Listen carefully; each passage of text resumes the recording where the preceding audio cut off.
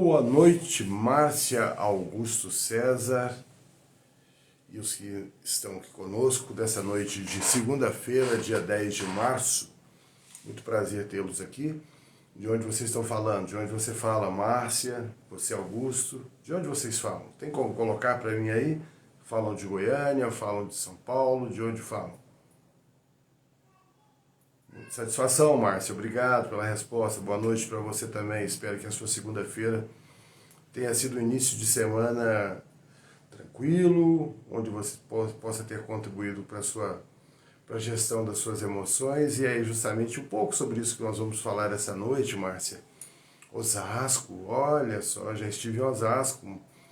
Muito bom, tem muito tempo que eu não vou a Osasco, mas com certeza é uma cidade que tem se desenvolvido muito, não? Eu falo de Goiânia, eu sou psicólogo, me chamo Marcos Fleury, e nós temos um instituto que chama-se MF Mind Control, tá? Que nós justamente atuamos na área da regulação emocional com base nas neurociências. E oi, Daniel, boa noite. E é para falar um pouco de sociedade, um pouco de fatores, fenômenos sociais, que essa noite nós viemos aqui, né, para esse encontro porque nós precisamos discutir alguns assuntos como como medidas de prevenção, detalhes que podem nos acarretar numa tranquilidade quanto àquilo que nós precisamos ser para as nossas vidas. Geralmente nós partimos para os eventos secundários, para as prioridades secundárias, nós não priorizamos, não fazemos o controle preventivo primário e estabelecemos ali só depois que as coisas acontecem que nós vamos nos atentar e nos perguntamos como é que nós vamos agir em relação àquilo que nos acomete. Então, quanto ao que nos acomete, se nós fizermos um plano de prevenção primária, nós daremos conta de agir em relação à prevenção e ao controle, ao gerenciamento do estresse. A grande questão é justamente como as pessoas têm gerenciado o seu estresse e a sua ansiedade. Como é que as pessoas se veem diante dos estressores que tanto hoje perturbam, né? Os estressores que movem ali, que geram diversos comportamentos, diversas reações, e muitas vezes nos leva a situações de um descontrole muito grande. Márcia, você atua em qual área, Márcia? Fala para mim, me conta. Gerard. É isso mesmo, Gerard? Muito bem, seja muito bem-vindo. A conexão está péssima, eu vou melhorá-la então. Acho que melhorou agora, hein? A minha conexão está tranquila, Márcia, viu? Mas você, Márcia Furtado, você atua em qual segmento?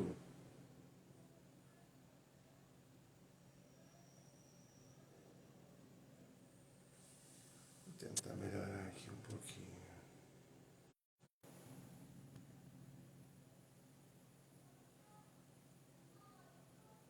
Espero que tenha melhorado um pouco agora. Bom, mas vamos lá. A questão é justamente essa, Márcia, sabe? Quando muitas vezes nós estamos em meio a um conflito muito grande, nós nos perguntamos o que houve que nós chegamos até esse ponto? A que ponto nós permitimos que esse ponto se fizesse uma presença nas nossas vidas e trouxesse modificações tão intensas na nossa história?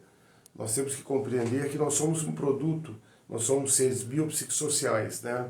Então esse é o conceito da saúde. A saúde são fenômenos biopsicossociais.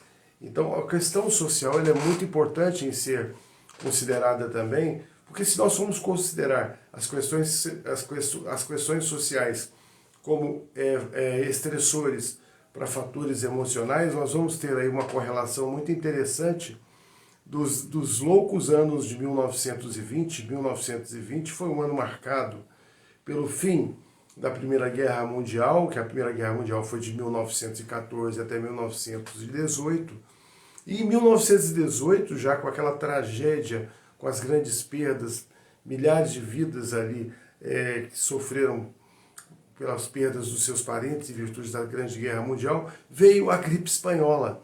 em 1918, a gripe espanhola assolou um terço da população mundial. E a gripe espanhola, ela foi até 1920. E se nós fizermos uma correlação, o que nós tivemos em 2020?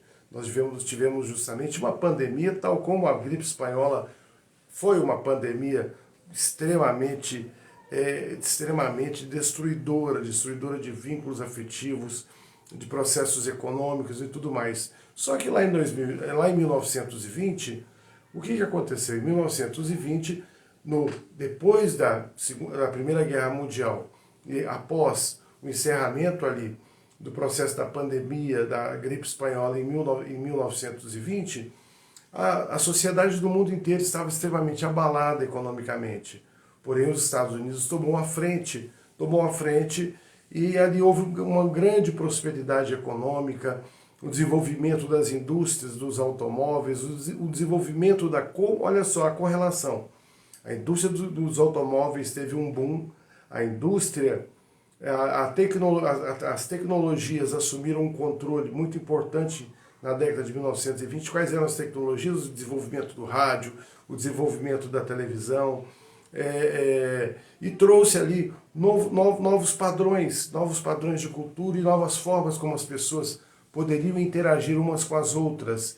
E ali também veio ali outro fator que nós vamos discutir, que era a questão do uso de substâncias psicoativas. As drogas em 1920 eram muito comuns, tão comuns quanto as drogas são hoje, e com os mesmos efeitos destrutivos e adoecedores que as drogas trazem.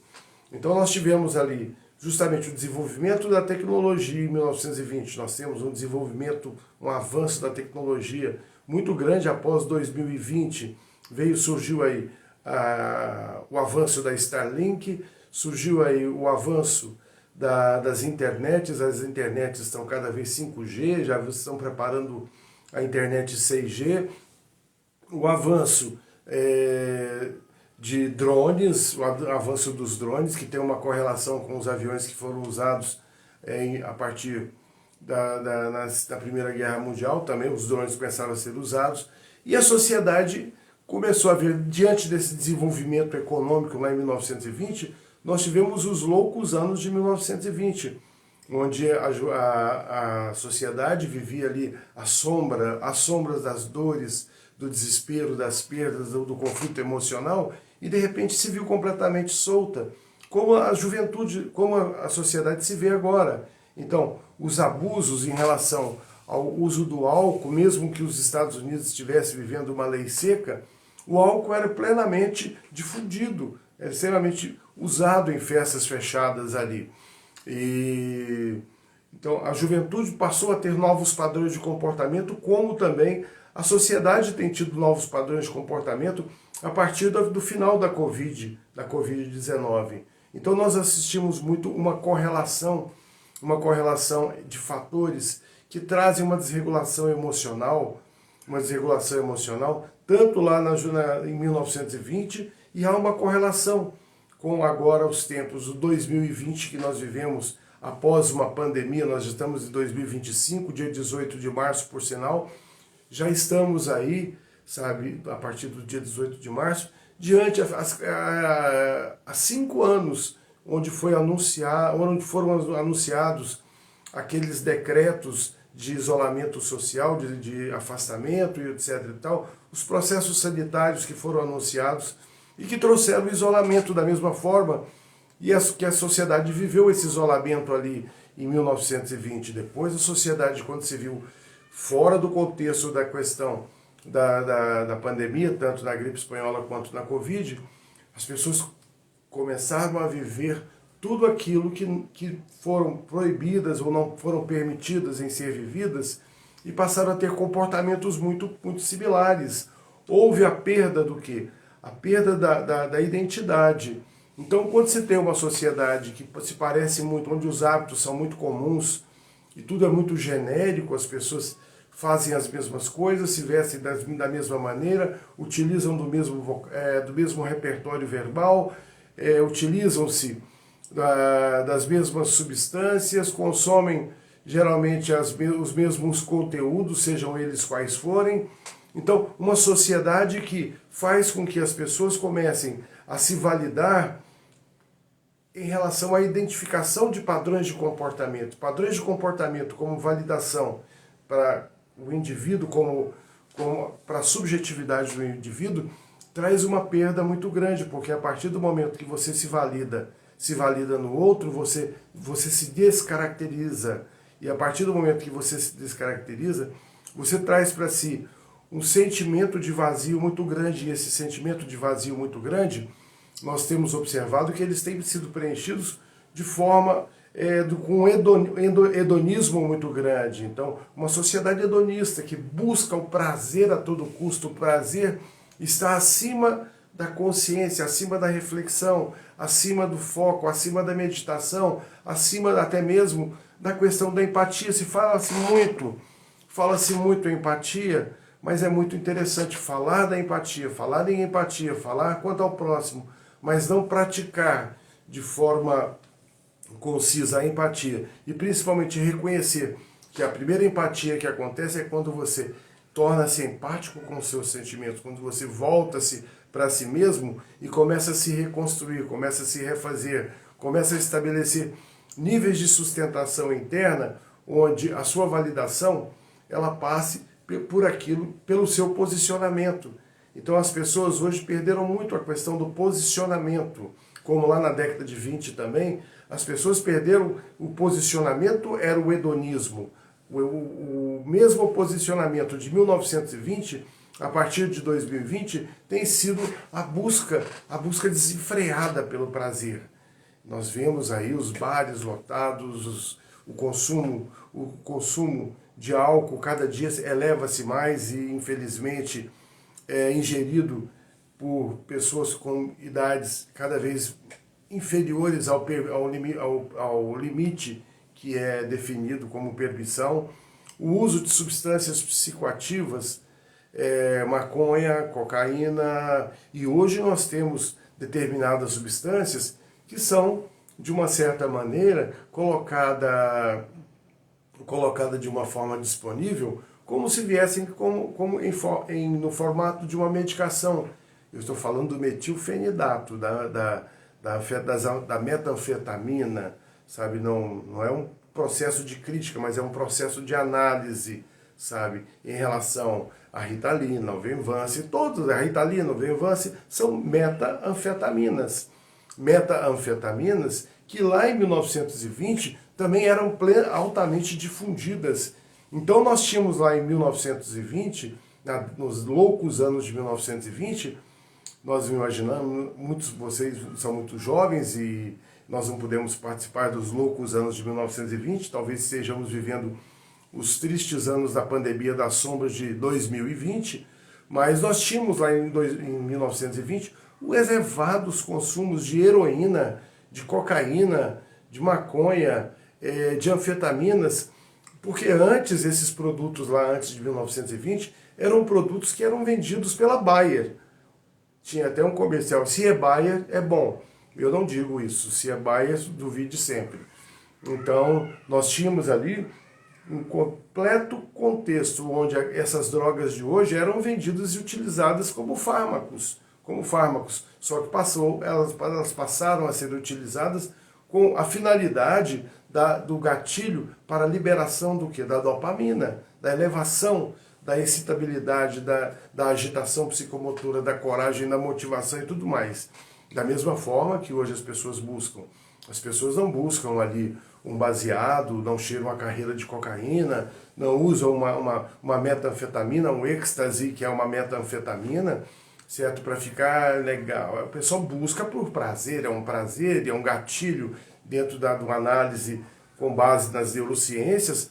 Nós sabemos que qualquer substância psicoativa, ela vai agir ali no eixo HPA, hipotálamo, pituitário e adrenal, desencadeando a liberação do adrenocorticotrófico, que vai liberar a L-dopa, consequentemente vai agir lá na glândula adrenal, que vai liberar o cortisol vai liberar a adrenalina, e é essa adrenalina que as pessoas querem essa adrenalina em excesso, essa excitabilidade total, essa capacidade em demonstrar perfis e comportamentos que sejam aprovados, porque estamos vivendo uma sociedade hedonista, estamos vivendo uma sociedade completamente hedonista. O que vale é o que se apresenta e não o que se é. Apresentam-se perfis de alegria, perfis de empolgação, de gastos excessivos, de compras. O Mastercard paga todas as suas contas, mas não paga pela sua felicidade. Não paga pela sua regulação emocional. A não ser lá na farmácia, quando você vai ali, infelizmente, com aquele receituáriozinho e vai adquirir alguns determinados fármacos para que possa se autorregular dentro de algum processo de alteração que foi dado e estabelecido por diagnóstico. Só que em 1920 não haviam diagnósticos alguns. Os diagnósticos eram muito raros e o que acontecia em 1920 era justamente o afastamento, o isolamento das pessoas nos hospitais psiquiátricos. Foi uma explosão nessa época de hospitais psiquiátricos, de internações por todo o mundo, em virtude justamente das consequências advindas pelo uso de substâncias. Como agora estamos vivendo também os gatilhos não estamos vivendo mais aquelas internações como eram feitas outrora. Entretanto, as internações elas continuam a vigorar, e os tratamentos também, eles traduzem não só aquele modelo de 1920, mas práticas hoje que são muitas vezes questionáveis, e nós temos que fazer uma reflexão de tudo. A vida não pode se passar no escuro. Nós temos que entender que quando Dostoiévski escreveu lá O Idiota, Os Idiotas, Dostoiévski simplesmente ele deu a conotação para o ser idiota era aquele ser que sabia fazer uma análise entre o bem e o mal, enquanto as pessoas ali viviam esses prazeres hedonistas, essa forma, esse hedonismo, toda essa busca contínua por uma validação de identificação que gerassem comportamentos muito iguais. Então nós temos hoje uma sociedade que está passando por um processo de conflito emocional e de baixa regulação emocional também muito elevada, e um adoecer coletivo hoje no Brasil. O Brasil é o primeiro país, o país que mais tem um número de pessoas com diagnósticos em ansiedade. Nós estamos em segundo lugar, chegando ao primeiro lugar, se nós já não chegamos, nos índices de depressão, sabe? E diversos outros transtornos. Hoje nós temos o Manual de Diagnósticos Estatísticos de Transtornos Mentais, que traz ali mais de 300 transtornos, sabe? E já está partindo, nós estamos no DSM-5, já vem aí o DSM-6, que já está sendo preparado, e esse DSM-6, esse diagnóstico estatístico, esse manual, ele começou a primeira edição em 1950 e poucos.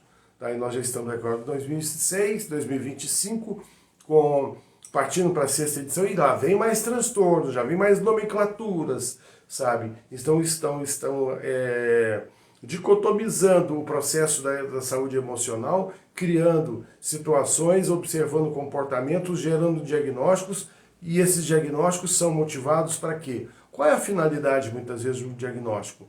Eu só digo uma coisa para vocês, antecipadamente, antes que alguém aí atire a primeira pedra, se bem que pedrada é sempre bom levar, porque nos faz ativar o sistema de luta ou o sistema de fuga, que é um processo próprio do cérebro.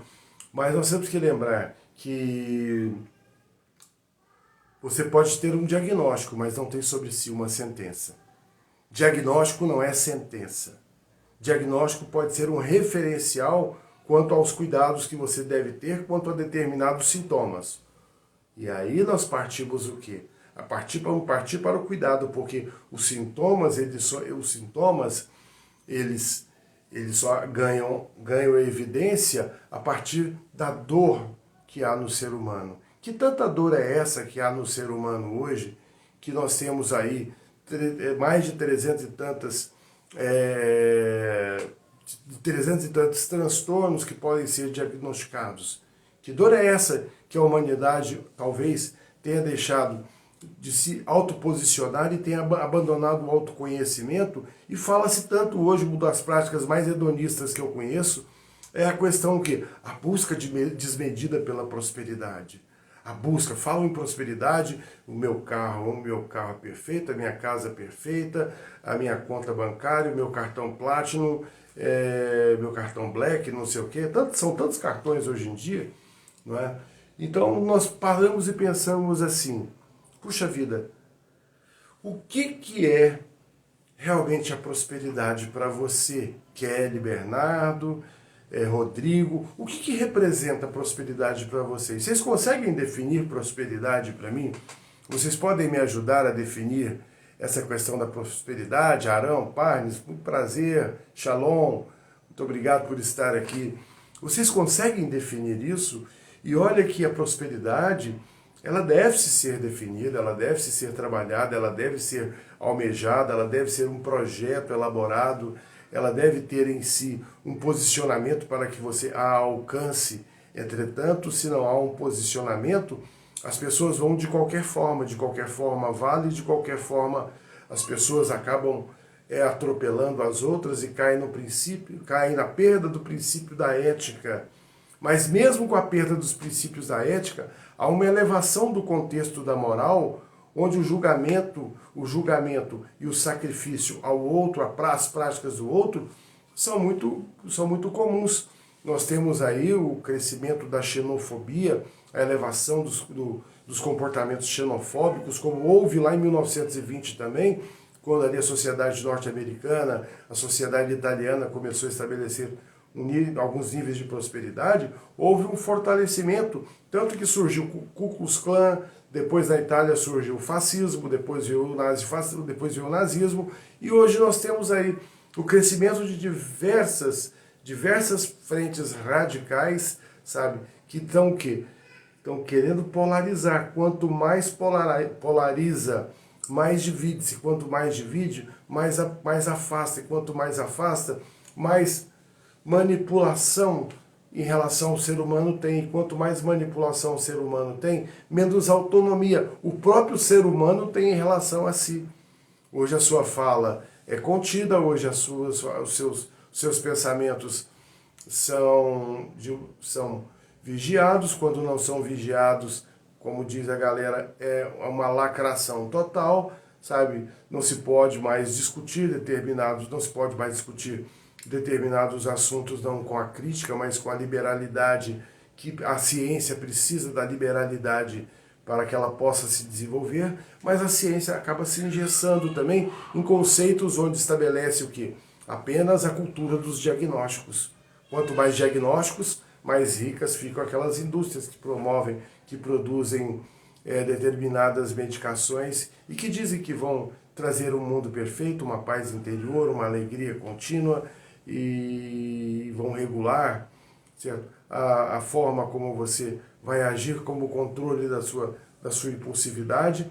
Mas não é bem isso que nós temos visto. Quanto mais medicação, quanto mais consumo de medicação, menos autocontrole, menos regulação emocional tem se assistido por aí. Então, Luzinólia, muito bem-vinda. Então, diante de tudo isso aí, o que o ser humano precisa ter é um posicionamento muito bem definido. Se você for parar para pensar na sua vida, qual é hoje o seu posicionamento? Não sou eu que vou dizer se o seu posicionamento ele é certo ou se o seu posicionamento é inapropriado. É você que tem que entender qual é o seu posicionamento. Muitos querem ficar ricos, outros querem compreender a prosperidade, talvez por um olhar muito próximo àquele que eu tenho, que é muito relacionado à questão da saúde mental e com base nas neurociências, que prosperidade é capacidade de autocontrole e sentir-se bem com quem você é, como você tem sido, como você tem agido, como você age em momentos que de repente são estabelecidos críticas. Qual é o seu medo da crítica? Porque as pessoas hoje, elas ganharam um contexto muito que tem um pavor da crítica, porque a crítica traz o sentido da rejeição. E a rejeição, ela ativa quais eixos?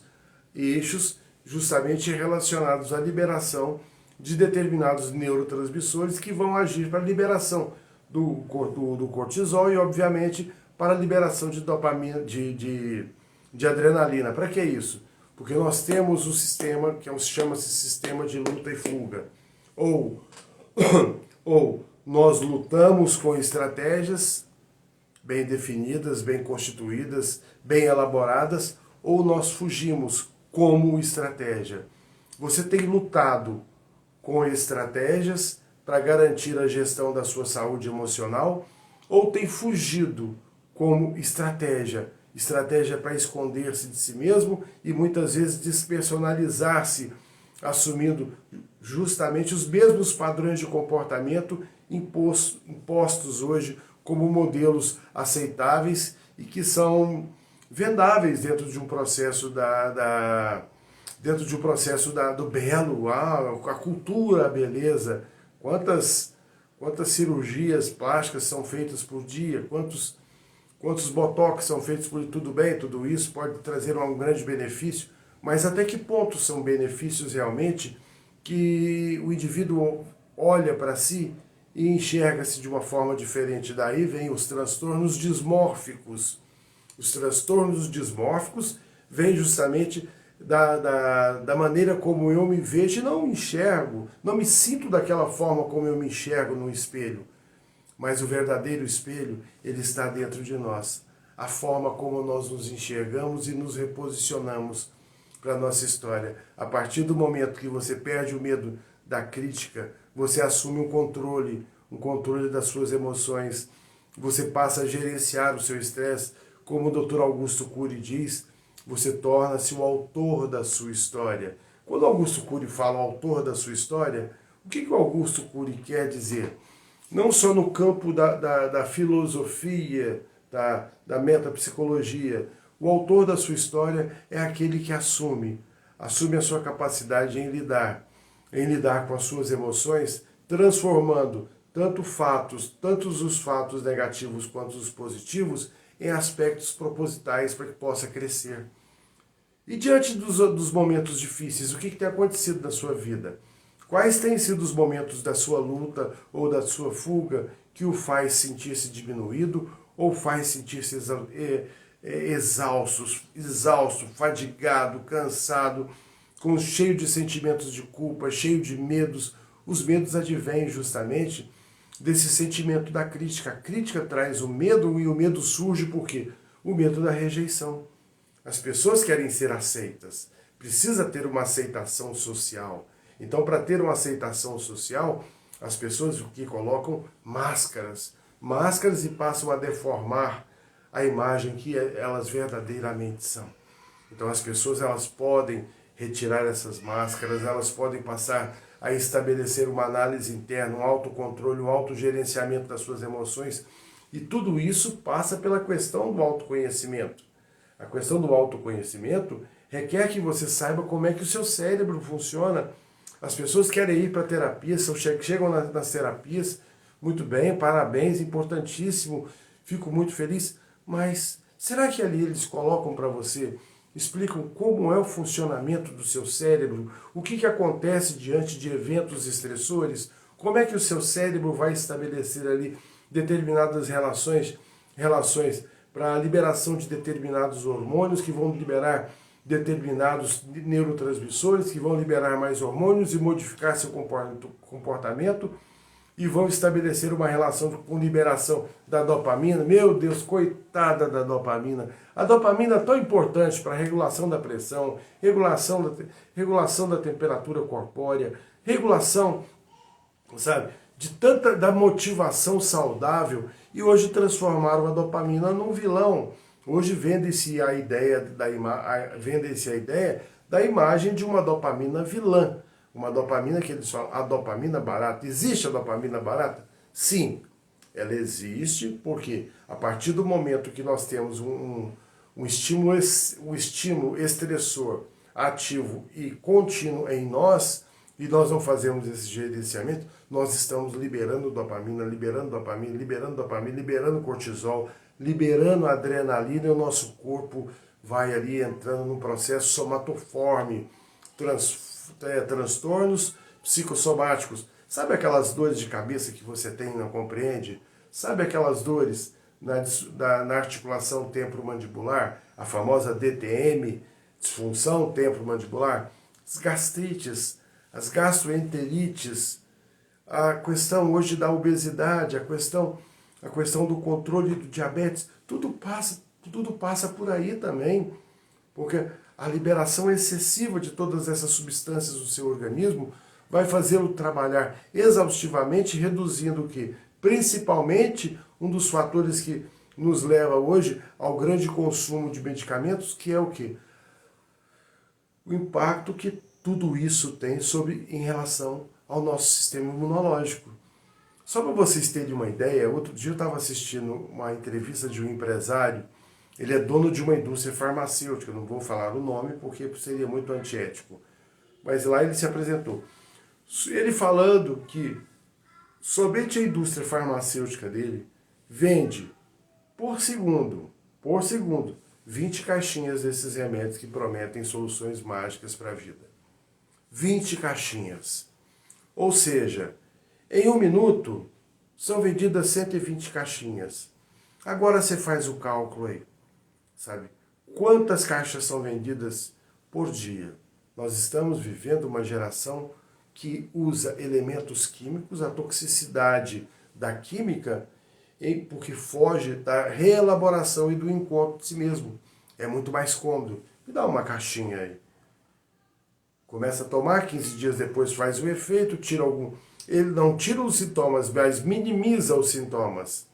Minimiza os sintomas e a pessoa começa ali a não perceber que aqueles sintomas estão presentes, mas a dor continua ali. A dor só está latente. A dor só está latente. A dor continua dentro do mesmo processo. Não se trata a dor, mas cuida-se do sintoma. Cuida do sintoma, mas não cuida da causa. E é aí que é justamente a questão desse adoecimento coletivo. Quem de vocês, Edna Cavalcante, muito boa noite, quem de vocês tem a prática da meditação? Quem de vocês se dá a oportunidade em acordar pela manhã e fazer 10, 15 minutos de meditação, 5 minutos de leitura, uma autorreflexão da vida, uma oração? As pessoas já acordam hoje, entram no carro e ali a primeira coisa que elas fazem ao entrar no carro, mal dão um bom dia para aquelas que vão acompanhá-las durante o trajeto, mas elas já ligam o rádio. E ao ligar o rádio já vem notícias de todas as formas, de notícias cada uma pior do que a outra, que ativam o nosso sistema os nossos gatilhos estressores. Então as pessoas estão o quê? Viciadas do processo, no processo justamente do estresse, da liberação, elas estão vivendo esse processo do estresse, e quando elas relaxam, elas começam a sentir o quê? Começam a sentir alterações psicossomáticas. Então, nós precisamos aprender a cuidar de nós.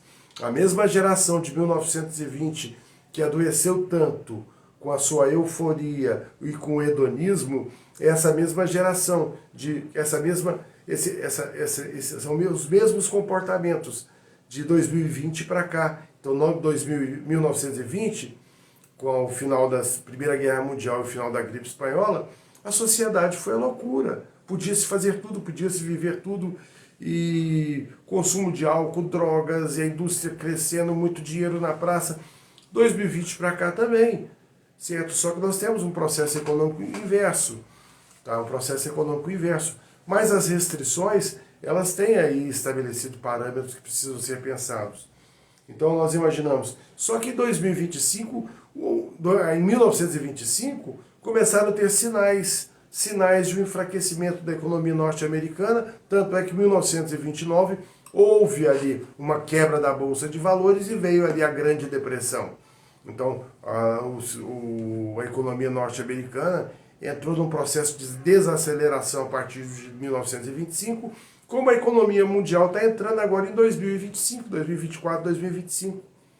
E o que aconteceu? Lá em 1929, entrou num processo de quebra total. Será que nós vamos passar por tudo isso? E será que nós estamos preparados para vivenciar mais uma etapa. E como é que nós vamos estar preparados para vivenciar mais etapas? Como é que nós nos autocontrolamos e nos posicionamos depois da experiência da pandemia da Covid-19 e hoje nós vivenciamos a pandemia das sombras, que é justamente o adoecer emocional pela a busca da proximidade, da perda da identidade, a partir da validação e da consolidação de comportamentos hedonistas, onde o prazer vale tudo para ser feliz. Vale tudo. Pessoas estão buscando a felicidade a todo preço, buscando a felicidade lá fora. Se você espera que a felicidade venha de outros eventos que não sejam de dentro de si, você está sentado nas escadarias da miséria interior. Você está sentado nas escadarias do vazio. Está solitário, empobrecido, fazendo do seu organismo apenas uma morada da sua dor interna, e a sua dor, ela fala pelos sintomas, e os sintomas externalizam-se pelos comportamentos e a forma como você se relaciona socialmente e principalmente com você mesmo. Então, nós precisamos aprender a gerenciar as nossas emoções. Educar as emoções é libertar a mente. E para educar as emoções, nós precisamos estabelecer um posicionamento, e o posicionamento ele é pessoal. Não adianta você imaginar que você tenha o mesmo posicionamento que seu filho, não, que seu marido, que seus amigos. Cada um deve ter o seu posicionamento. Devemos ter a prática da convivência social sem perder as características da subjetividade, sem perder a característica do eu que eu sou, para querer ser o eu que todos são coletivamente, esse coletivo que está sendo vivido aí e proposto como padrão de sucesso, padrão de beleza, padrão de sanidade. Chegou-se agora, está todo mundo eufórico, Ana. É Ozempic, agora é uma canetinha, uma canetinha que faz milagres. Mas será que faz milagre mesmo?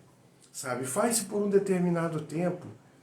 Chega num processo ali que vão causar determinadas alterações metabólicas vão ser ali observadas. Então, tudo que é muito recente, tudo que é muito novo, tudo que é muito vendável, tudo que é muito estabelecido como padrão de sucesso, tenha dúvida, porque você sim. Roberto Chiniachik tem um livro. Roberto Chiniachik é uma referência, sabe? É um psiquiatra. Claro que ele é um palestrante motivacional, mas ele é um grande palestrante, é o pai dos palestrantes. Mas Roberto Chiniachik tem um trabalho belíssimo e tem um livro que chama-se Sucesso é Ser Feliz. O sucesso é ser feliz. A felicidade realmente, ela nos traz a possibilidade de um encontro com o resgate da construção da nossa autoestima, e a partir da nossa autoestima nos traz a consciência daquilo quem nós somos, quem você tem sido na sua história. Não adianta você querer querer que o outro se posicione por si, porque o outro não vai ter o mesmo posicionamento. As exigências dos posicionamentos que vão ser feitas dentro de um processo coletivo vão ser posicionamentos somente da aceitação quanto ao que você oferece, quanto ao que você entrega e não quanto ao que você é. É a fase do ser, é a fase do ter, aliás, é a fase do ter e não é a fase do ser. Quem você tem sido para a sua história? Você tem se abandonado em quais momentos da sua vida? Quais são os momentos que você refuta a sua reflexão e chama isso de tristeza? Não seria a tristeza um processo, a melancolia, um processo de análise, crescimento, desenvolvimento de técnicas para você gerenciar o seu autocrescimento e a superação de fases que possam estar sendo difíceis na sua vida? Não existe um mundo sem dificuldades, não existe um ser humano que não passe por situações que tenha que lutar. Nós temos que trazer para nós o sentido, porque nós temos, o cérebro tem um processo chamado luta e fuga. uma ativação cerebral a partir dos estímulos estressores que vão fazer com que ou você lute por si, ou com que você fuja. Quanto mais você foge, mais distante fica, e quanto mais distante fica, mais saudades você tem de si mesmo, e entra aí num processo da depressão. A depressão é uma saudade que nós temos daquilo que nós mais desejamos ser e não conseguimos ter.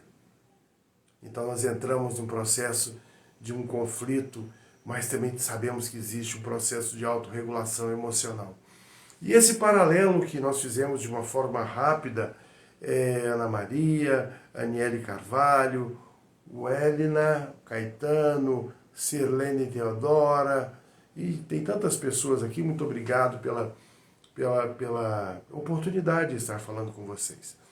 Então, todo esse processo dessa busca, dessa constituição de bases, sabe? De níveis de sustentação interna, e não níveis de sustentação interna pela viagem que eu faço, pelo limite do meu cartão, pelo meu saldo bancário, pelo meu carro que eu tenho, pelo Bitcoin, por essas coisas. Isso tudo é válido. Mas o fundamental é você. Você é o fundamental para qualquer composição de uma história. E foi já que nós falamos lá anteriormente nos Dostoiévski, nos idiotas, lá, quem nós somos dentro do papel que seríamos para Dostoiévski?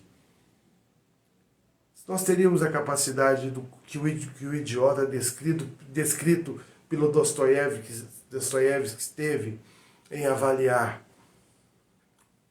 as dificuldades, as intempéries, as lutas, enxergar o feio, o horrível e estabelecer um posicionamento. Esses eram os idiotas, porque os aceitáveis nunca são idiotas. Os aceitáveis são aceitáveis. Os aceitáveis são, muitas vezes, os que escrevem a história, e a história se reflete no futuro a partir de sofrimento e angústia social e angústia e sofrimento psíquico. Então, Dostoiévski, que justamente naquela época, lá em 1800 e pouco, que inspirou, não existia nem a psicanálise, na época de Dostoiévski, que inspirou Freud também e outros grandes filósofos. Ai, que geração linda, né? Freud, Nietzsche, Eliot, quantos pensadores, e hoje quem nós temos como pensadores? Não precisamos criticar a forma como as pessoas imaginam que a vida seja, mas qual é o legado que nós estamos criando, escrevendo para deixar para as pessoas? Um legado que leve as pessoas a terem o autoconhecimento e adquirir a prosperidade, que prosperidade nada mais é do que a capacidade do autocontrole e da sua regulação emocional, ou a capacidade apenas da regulação a partir daquilo que você tem, do vil metal. Essa experiência já foi vivida. Essa experiência é só uma reprise do que já foi vivida. Essa experiência ela vem de longos anos, passando por questões de fracassos, e enquanto o adoecer for maior que a capacidade da ressignificação e da tão famosa resiliência, nós estaremos o quê? Imerso no caos psíquico, da desagregação, desarticulação emocional. E nós podemos mudar esse jogo, nós podemos nós devemos passar a ser o que? Autores da nossa história, como diz o Augusto Cury. Seja lá o autor da sua história, muito bem escrito pelo Dr. Augusto Cury. E por que muito bem escrito? Porque a base do trabalho do Augusto Cury, ele está também, claro, dentro de processos das neurociências. Quando você fala do processo em ser autor da sua história, você tem ali a capacidade do controle, do gerenciamento do seu estresse.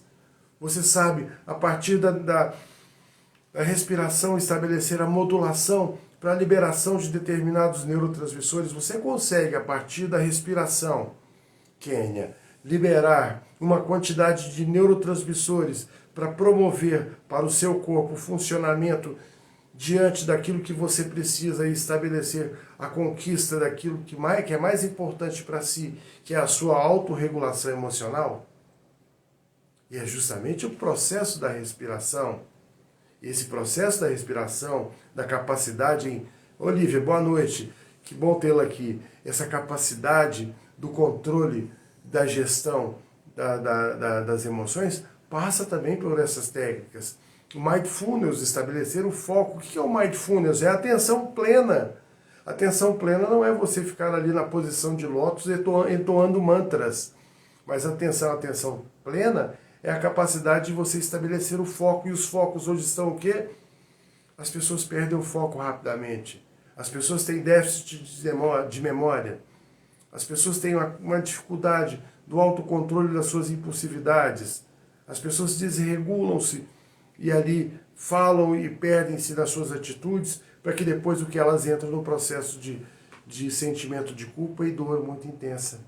Então nós precisamos reeditar o nosso filme do inconsciente. O Augusto Cury fala disso também. Reedite o seu filme do inconsciente.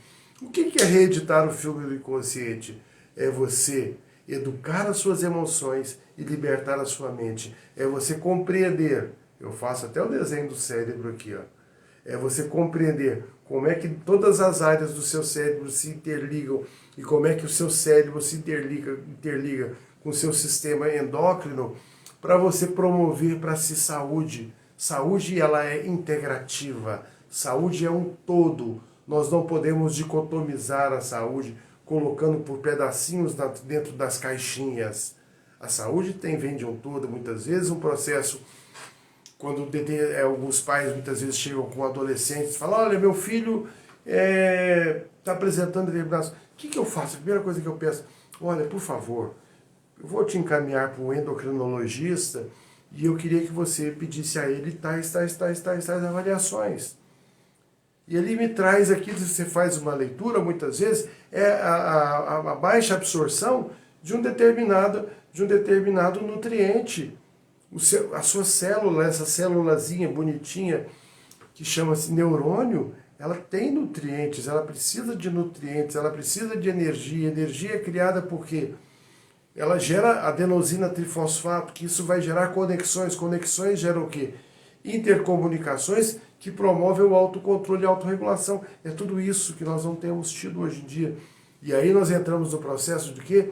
Da saúde integrativa.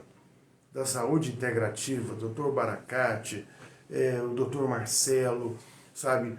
São expressões da saúde integrativa no Brasil e grandes nomes.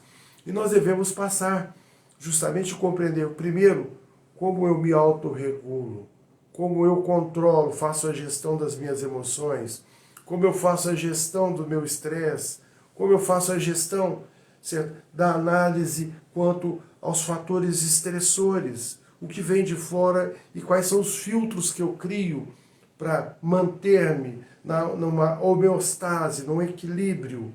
São todos esses aí aspectos que nós precisamos analisar, Cida. Então tudo isso a gente vai analisando e vai compreendendo o quão grande nós somos e o quão pequeno nós temos nos visto. As pessoas têm se visto muito pequenas, muito diminuídas. As pessoas se veem grandes quando aglomeram-se e elas se fortalecem e se juntam e se fazem num todo. Mas quando estão sozinhas, elas entram no processo da melancolia, da perda da autoestima, da perda da motivação e acreditam que o direito à felicidade seja somente do outro e não dele próprio. Quantas vezes você faz o melhor para todo mundo e fala assim: eu quero ver todo mundo bem, eu quero ver minha família bem, eu quero ver meus filhos bem, eu quero ver meus amigos bem. E você? E você? Em qual posição você tem se colocado em relação a esse ranking de bem-estar? Como você tem agido? Qual é o autoconhecimento que você tem gerado para você olhar para o espelho e compreender que você é a maior autoridade sobre a sua vida? Não existem diagnósticos express, queridos. Não existe essa história, diagnóstico express. Você entra no consultório e já sai de lá com diagnóstico. Falar, eu já estou saindo aqui com um diagnóstico e olha aqui, eu tenho isso, tenho aquilo, tenho tantos outros transtornos, tem 300 aqui naquele manual que eu falei para vocês. Um diagnóstico não é uma condenação, mas um diagnóstico também mal feito, ele estigmatiza e deforma a pessoa para o resto da vida se a pessoa aceita aquilo sem contestá-lo. Então você precisa conspirar, você precisa contestar, você precisa enxergar em si bases emocionais que possam trazer a estabilidade que você precisa viver para o autocontrole, a autogestão das suas emoções, dos seus momentos de conflito emocional e de crise externa também, de conflitos externos. Como é que eu lido? Qual é o filtro que eu estou criando? Então são todos esses filtros aí. Então eu convidei vocês, comecei a falar ali de 1920, fomos a 1914, falamos da Primeira Grande Guerra Mundial, falamos sobre a gripe espanhola, falamos sobre o comportamento dos loucos anos de 1920, da euforia do uso de cocaína, heroína, anfetamina. Engraçado, são as mesmas drogas usadas ainda até hoje. Anfetamina, cocaína, maconha, e heroína, ópio, essas coisas todas. Nós temos uma correlação e precisamos compreender isso. Então, nós estamos reeditando apenas o mesmo filme. Reeditando o mesmo filme. E precisamos estabelecer para esse mesmo filme qual é o mundo que eu preciso viver. E nós fomos lá em 1914, chegamos em 1918 com o final da Primeira Guerra Mundial, Grande Guerra Mundial, passamos ali falar da gripe espanhola, chegamos no final da gripe espanhola, falamos sobre a expansão econômica, o boom econômico e os loucos anos de 1920, o cancan, as mulheres passaram, finalmente, alguma coisa boa. As mulheres deixaram aqueles roupões, passaram a ter o direito ao cabelo curto, ao sufrágio, não é? Ainda bem, o direito da escolha, o direito do voto. Teve muitas coisas boas também, muitas coisas boas. Mas nós estamos avaliando as perdas emocionais. Mas talvez dentro das perdas emocionais nós não saibamos escolher. Nós não saibamos estabelecer o princípio da escolha, porque nós vamos o quê? Pelo todo, vamos pela maioria. Perdemos o direito da nossa subjetividade, não é mesmo, Elisa? E a subjetividade que eu tive em votar no filho da Elisa, que é vereador por Goiânia, que é um grande vereador, um menino muito novo, policial rodoviário federal. Não estou puxando o saco, só estou dizendo que o meu voto não foi dado em vão, porque eu pensei muito antes de fazê-lo. Então o sufrágio veio daquela época toda. E hoje nós estamos reeditando as mesmas coisas. Lá em 1920, o nascimento da Ku Klux Klan, do fascismo, depois do surgimento do nazismo em 1930, e agora nós estamos reeditando os movimentos radicais, os talibãs, os xiitas. Olha a quantidade de cristãos sendo mortos hoje na Síria, 1.000 pessoas, 1.000 cristãos mortos, 1.000 cristãos mortos, só no dia de hoje na Síria por grupos radicais. Nós não estamos falando das meninas que têm o clitóris arrancado porque não se permite viver a plenitude do prazer que é próprio e a mulher tem que vivê-lo.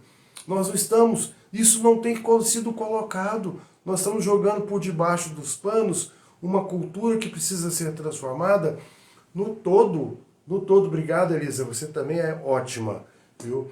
Então nós estamos assim estabelecendo, nós estamos vivendo a mesma período, nós estamos reeditando o mesmo cenário, dentro dos mesmos processos, das mesmas perdas, do abandono do eu, da busca pelo coletivo e a normatização e a aceitação de todos os diagnósticos, de tudo que é jogado no nosso colo, de forma assim que nós possamos contestar. Não me contesta não porque eu sou doutor. Besteira.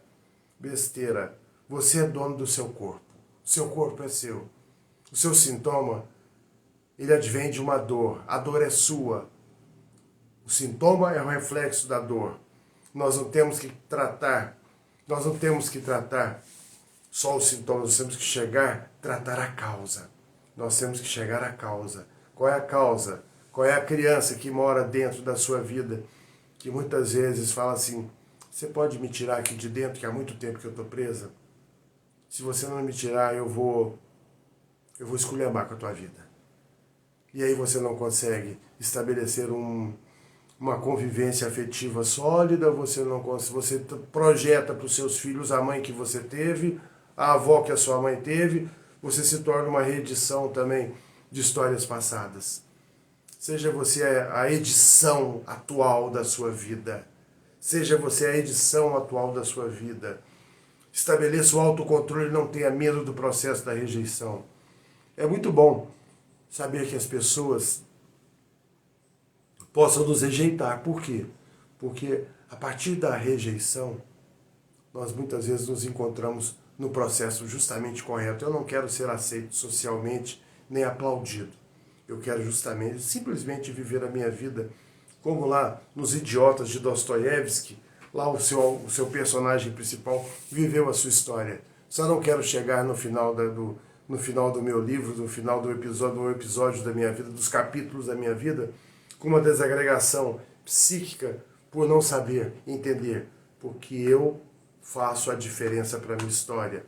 A Márcia faz a diferença para a vida, para a história dela, a Elisa para dela, o Jefferson para dele, a Cida e todos mais que estão aqui. E se eu for ler o nome de todos aqui, a gente sabe, a Denise que entrou agora. Então, gente, é isso aí. Muito obrigado pela presença, fiquei muito feliz. Lembrem-se disso aqui, ó.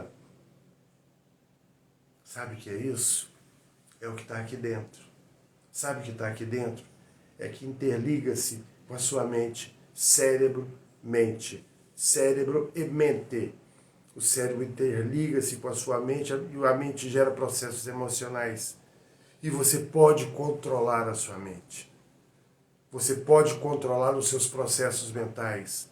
Você pode estabelecer trilhas neurais novas todos os dias, a partir de práticas diferentes, práticas que não sejam estagnantes. Quando você faz uma mesma coisa ao mesmo tempo, várias vezes, você cria o quê? Você deforma a capacidade do seu cérebro. O seu cérebro é plástico, ele tem uma neuroplasticidade. O que é a neuroplasticidade? Olha que bacana, que lindo, gente.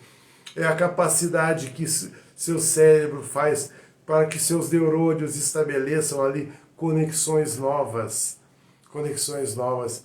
Isso é maravilhoso quando você imagina que seus neurônios estão estabelecendo novas conexões, novas trilhas neurais, novos caminhos para novas vivências, que a sua vida pode ser excelente, que a sua vida pode ser bela, pode ser plena. Ai, lá vem esse cara falar de vida plena. Se a sua vida não for plena, qual é a vida que será?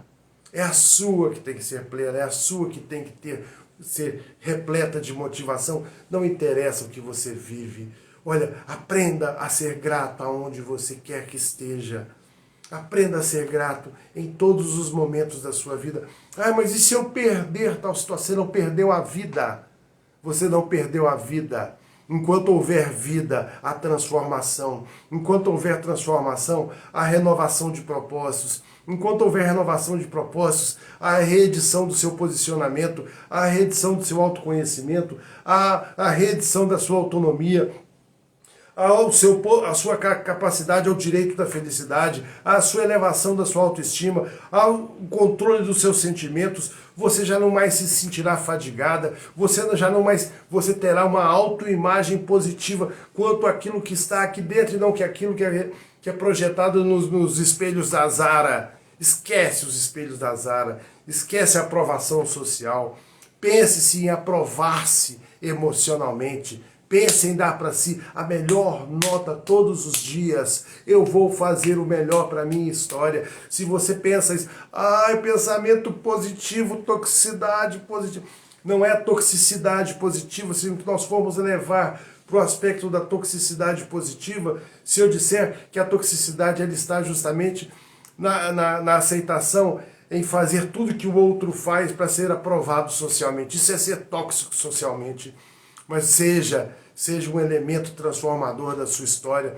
Não aceite ser jogado nas escadarias da miséria interior. Não aceite abandonar-se a si mesmo em qualquer situação. Nós temos momentos de rupturas, nós temos momentos de cisão nas nossas vidas, mas nós temos momentos de transformação a partir da reedição, onde nós nos estabelecemos e fazemos o quê? Com que as nossas mentes se tornem prósperas dentro do sentido do autocontrole. Prosperidade é capacidade de autorregulação emocional. Gente, anota isso.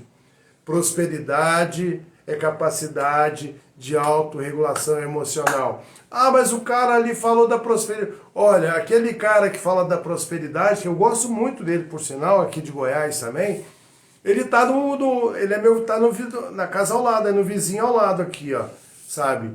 Ele tá na casa ao lado, não é aqui não. Aqui nós falamos que prosperidade é a capacidade de autorregulação emocional.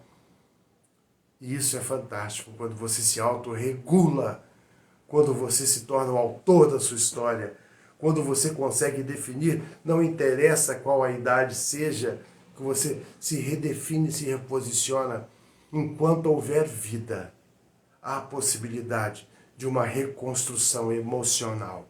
E enquanto houver essa disposição para reconstrução emocional, há a capacidade em você experimentar o melhor que ainda há por vir. Você tem experimentado o melhor que há por vir? Está por vir? Quais são os seus projetos de vida para 2025? Não para 2025 lá para fora,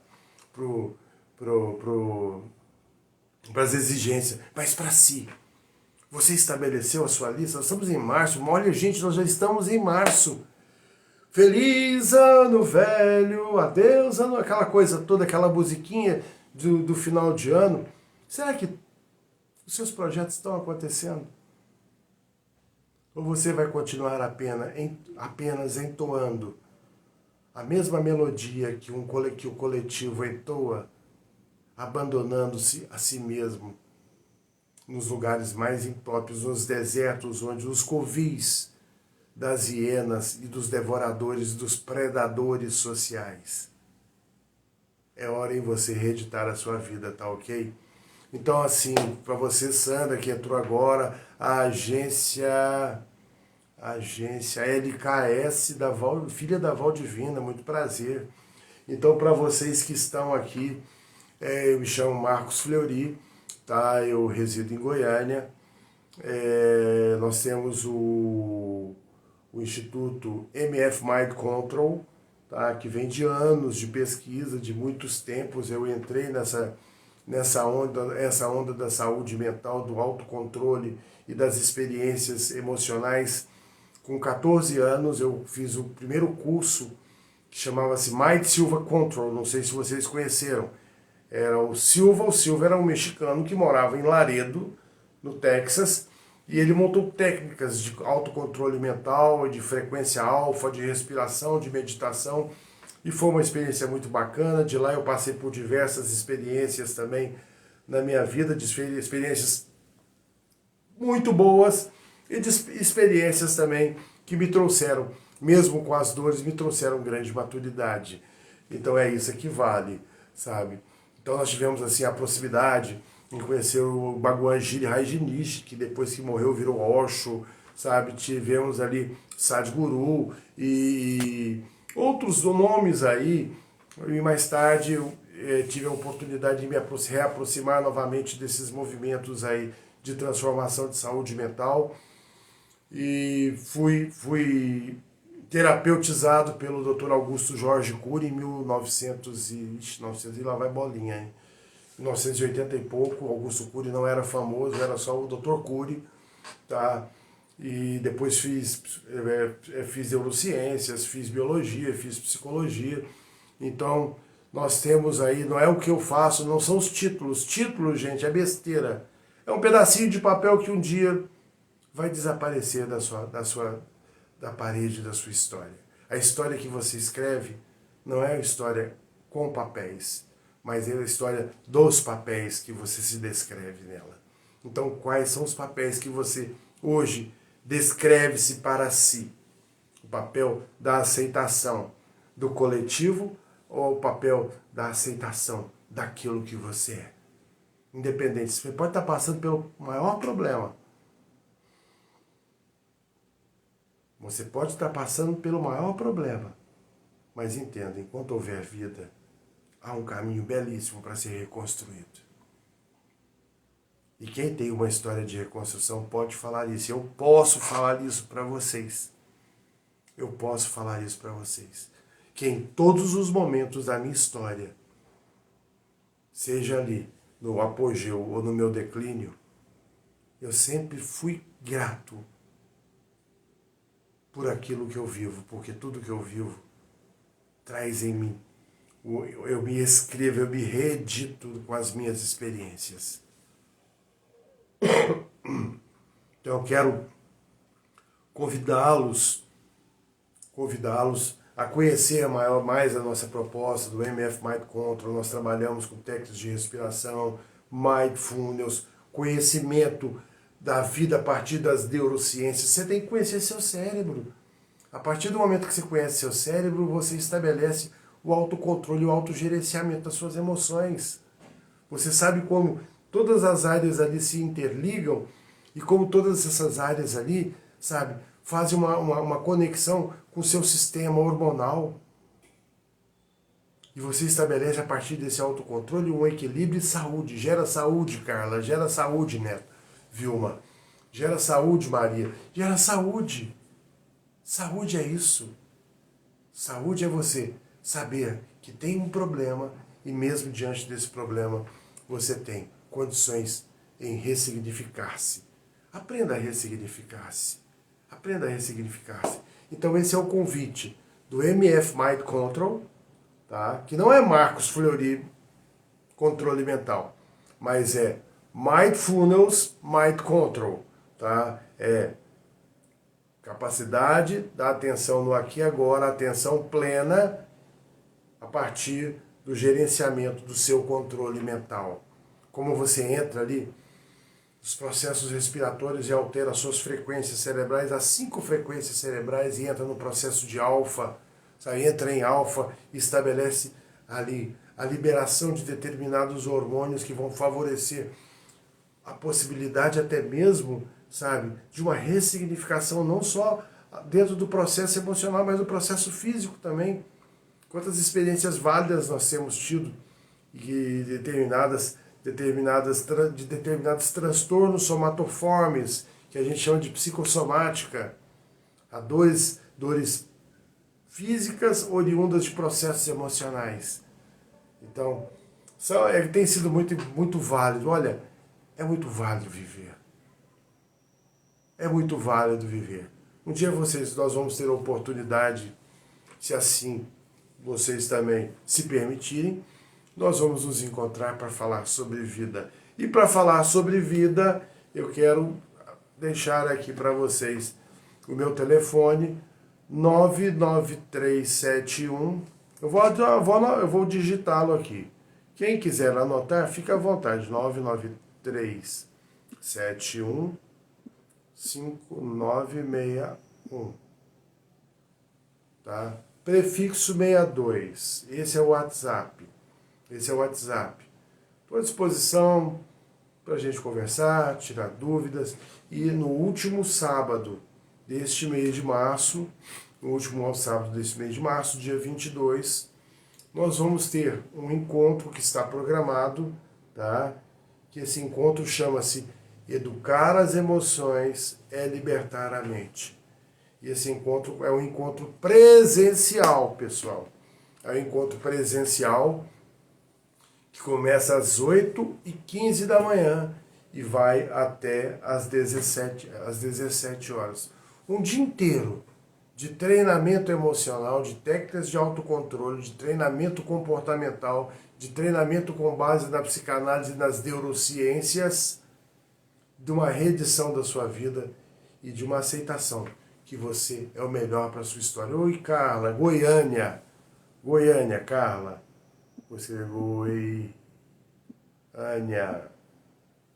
Goiânia, mas eu tenho algumas pessoas que estão me convidando para ir as suas cidades e elas estão formando grupos, são grupos pequenos, não grupos grandes.